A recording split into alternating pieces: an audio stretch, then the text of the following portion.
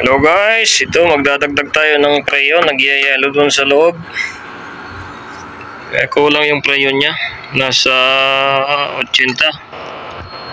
Dagdagan natin 410 to mga kaibigan.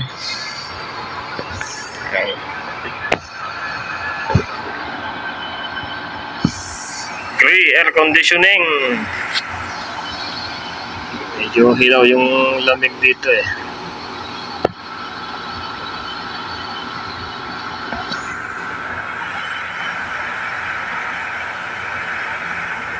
Ang taas ng building na yan, oh.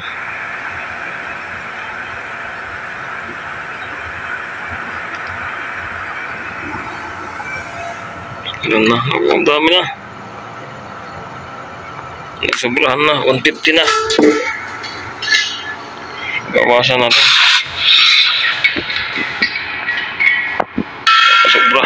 Napasarap ata ang kain ng shawarma.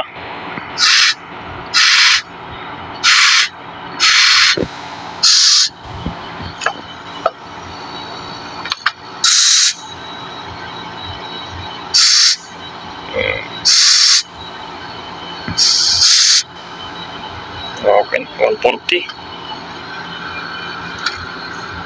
Ayan, kanina mas malamig tong maliit na tubo eh. Itong high side niya, malamig, mas malamig kaysa nitong low side. Ngayon, nung nakargahan ko ng preyon, itong low side mas malamig na kaysa dito. 140.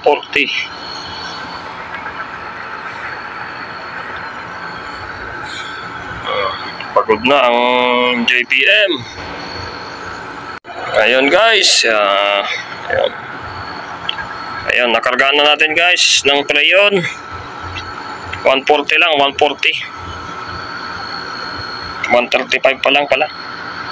Okay na, mas malamig na itong suction.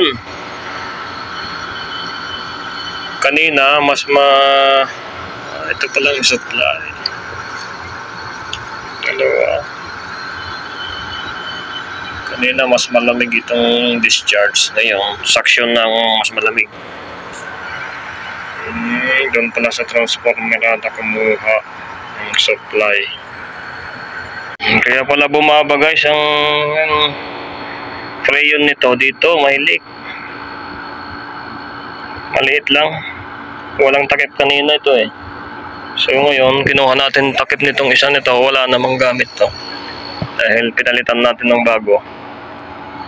Ayan. Ito, ngayon, lagay ko na yung takip para may pakinabang naman yung hindi na ginagamit na unit. Ayan. Aywa.